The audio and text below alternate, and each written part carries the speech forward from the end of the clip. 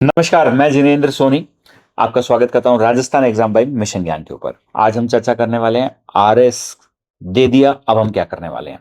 सबसे पहले आप अपने लिए तालियां बजा लीजिए, अपने आप को थोड़ी शाबाशी दे दीजिए, क्योंकि आपने राजस्थान के सबसे टफेस्ट एग्जाम को अभी अभी फेस किया है। कट ऑफ के एनालिसिस के हिसाब से 85 से 95 के बीच में कहीं पे भी ये लाई कर सकती है। दो पार्ट में बांट रहे हैं, ऐसे लोग जिनके नंबर 90 तक आ रहे हैं, 90 तक आ रहे हैं, और एक दूसरे जो 90 से ऊपर आ रहे हैं। सबसे पहले साहब, जिनके नंबर 85 से 90 आ रहे हैं साहब, आपके पास फेयर चांसेस हैं। हो सकता है कि आप मेंस लिख रहे हो। जब मैंने बोला हो सकता है, तो इसमें आपको भगवान के ऊपर भी भरोसा रखना है, आरपीएससी के ऊपर भी भरोसा रखना है, और जो क्वेश्चन गलत हुए हैं उनकी मार्किंग के ऊपर क्या होगा। आस पड़ोस के वातावरण से, आस पड़ोस के फीडबैक से आप बिल्कुल अपने आप को परेशान मत कीजिए। इसका कारण मैं आपको बताता हूं। जब हम पेपर देके निकलते हैं ना, तो हम जो पेपर बिल्कुल खराब लिख के आता है वो भी बोलता है साहब मैंने 100 कर दिए, 125 कर दिए, 150 कर दिए। तो जो भी एनालिसिस आ रहा है ये सिर्फ इन्हीं बातों के ऊपर एक ड्रॉ किया जा रहा है। तो अपने मोटिवेशन को कम मत होने दीजिएगा। सिंस एग्जाम हुए 2-3 दिन हो गए हैं, तो अब सब अपना गियर चेंज करने का समय आ चुका है। गियर चेंज करने से मेरा मतलब क्या है, आपको पढ़ाई को कंटिन्यू करने का समय आ गया है। आपको ऐसा लगा कि साहब अभी अभी मैंने पेपर दिया है, एक बार मैं गांव जाके आता हूँ, गांव से वापस आऊंगा, फिर दोबारा पढ़ाई शुरू करूंगा, या एक हॉलीडे पे जाके आता हूँ। क्यों शहर के बच्चों को ऐसा लगता है साहब इधर उधर घूम के आए, तो इनमें से आपको कुछ भी लग रहा है ना भाई, तो रुक जाओ यार। अभी समय नहीं है, मतलब अभी आप एक फ्लो को बना चुके हो। आप ये ब्रेक दोगे 10-15 दिन का, आप वापस जीरो पे आ जाएंगे। वापस किस पे आ जाएंगे? जीरो पे आ जाएंगे। सिंस अब आप बोल रहे हो साहब, आप खुद बोल रहे हो फेयर चांसेस है, हम क्या मेंस की तैयारी करना शुरू कर दें क्या? भाई आप मेंस की तैयारी करना मत शुरू करें, पर मेंस की तैयारी जैसा कुछ तो कर ही सकते हैं ना। और वो क्या चीज है? वो चीज है क्या? कॉमन सब्जेक्ट्स को शुरू कर दीजिए, राजस्थान आर्ट एंड कल्चर को शुरू कर दीजिए, हिस्ट्री ज्योग्राफी को शुरू कर दीजिए, क्योंकि ये तो वो है जो आपके हमेशा काम आने वाले हैं। अब आप बोलोगे सर ये क्या कह रहे हो आप, हमेशा काम आने वाले हो? अरे भाई असिस्टेंट प्रोफेसर की वैकेंसी है ना, वहां काम आएंगे या नहीं आएंगे? वहां आएंगे। सब आने वाले समय में सब इंस्पेक्टर आएगा या नहीं आएगा? और आप ऐसे बोलोगे साहब आप फॉर्म नहीं भरोगे या पेपर नहीं दोगे, ये तो बात थोड़ी सी अजीब है ना। तो उन पेपर से आप शुरू कीजिए। तो हम रूटीन में रहेंगे, हम पढ़ते रहेंगे, और लगातार देखिए, सरकारी नौकरी पाना है ना, अपने आप में एक पूरा मिशन है।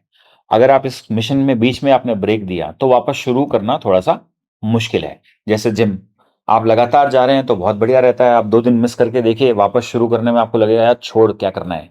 सेम है पढ़ाई। और हर एक आदमी के दिमाग में कौन होता है? एक खप्ती राम होता है।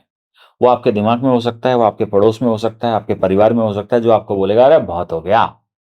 तो साहब ऐसे लोगों की बात बिल्कुल नहीं सुननी है। 90 तक नंबर आ रहे हैं, तो साहब कॉमन सब्जेक्ट्स को निकालिए, पढ़ना शुरू कीजिए, ब्रेक मत दीजिए। अब बात करते हैं दूसरा सेगमेंट, जिनके 90 से ऊपर आ रहे हैं। अपने लिए तालियां बजा लो भाई। क्यों बजा लो? बहुत फेयर चांसेस हैं, बहुत ही गजब चांसेस हैं कि आप मेंस जरूर लिख रहे होंगे। तो आपको बताने की जरूरत ही नहीं है कि साहब मेंस लिख रहे होंगे तो मेंस की तैयारी करनी है, ब्रेक देना नहीं है, क्योंकि हम अभी इतनी देर से यही बातें कर रहे थे। तो करें क्या? शुरुआत कहां से करें? शुरुआत वहां से करें साहब, अभी ठीक ठाक सा समय है। पेपर 4 के बारे में बात करते हैं, हिंदी इंग्लिश के बारे में बात करते हैं। क्योंकि हिंदी इंग्लिश प्राय ऐसे देखा गया है कि हिंदी इंग्लिश के कारण आपके नंबरों में काफी डिफरेंस हो जाता है। और जब आप भाषा पे आपकी पकड़ होती है, तो ये पकड़ आपकी इंटरव्यू में भी दिखनी शुरू होती है। तो हिंदी इंग्लिश पे काम करना शुरू कीजिए। राजस्थान के बच्चे प्राय इंग्लिश में थोड़े कमजोर होते हैं। अभी कर लीजिए, वेट मत कीजिए कि साहब बाद में कुछ करेंगे। और क्या करें? और जो सबसे इंपॉर्टेंट बात है साहब, वो है लिखना। लोग लिखने की प्रैक्टिस नहीं करते हैं। आपको वहां पे जाकर आंसर लिखने हैं ना भाई। अब कुछ ज्ञानी क्या बोलते हैं साहब, हम कर लेंगे, हम देख लेंगे, अभी हम इसकी प्रैक्टिस कर रहे हैं। भाई आपको रफ कॉपियों का भंडार लगा देना चाहिए। टारगेट लगा देना चाहिए कि साहब रोज एक रफ कॉपी जितना तो लिख ही डालूंगा। तरीका क्या है? अखबार निकालिए, एडिटोरियल का क्वेश्चन पढ़िए, एडिटोरियल में से उस बात के हर तरह के व्यूज पढ़ लीजिए, और फिर उसको अपनी भाषा के अंदर लिख के देखिए। ये इनिशियली प्रैक्टिस करने के लिए काफी बढ़िया रहेगा। साथ ही साथ क्या कीजिए, प्रीवियस ईयर पेपर्स को निकालिए और उसको दोबारा लिख के देखिए। जहां पर भी आप पढ़ रहे हैं, या आपको लगता है कि आपके कोई मेंटर हैं, उनसे उन आंसर्स को एक बार इवेल्युएट कराइए। अभी ये सही समय है इन सब चीज़ों के लिए, अगर थोड़ा एडजस्ट होना पड़ेगा तो कर पाएँगे। एक बार थोड़ा-सा और समय निकल गया ना, तो फिर आप क्या है, थोड़ा-सा प्रेशर में आ जाओगे। एक बार रिज़ल्ट आ गया और समझ में आ गया कि आप मेंस लिख रहे हैं, तो फिर आप किस प्रेशर में होगे कि यार अब तो लिखना ही लिखना है, अब तो कैसा भी चलेगा। भाई कैसा भी नहीं चलता है, कैसा नहीं चलता है। तो इन्हीं बातों के साथ मैं एंड कर रहा हूँ। लिखने की खूब प्रैक्टिस कीजिए। 4th पेपर भाषा पे अपनी कमांड बनाना शुरू कीजिए। 100% आप कुछ बहुत बढ़िया कर पाएँगे। जय हिंद, जय भारत।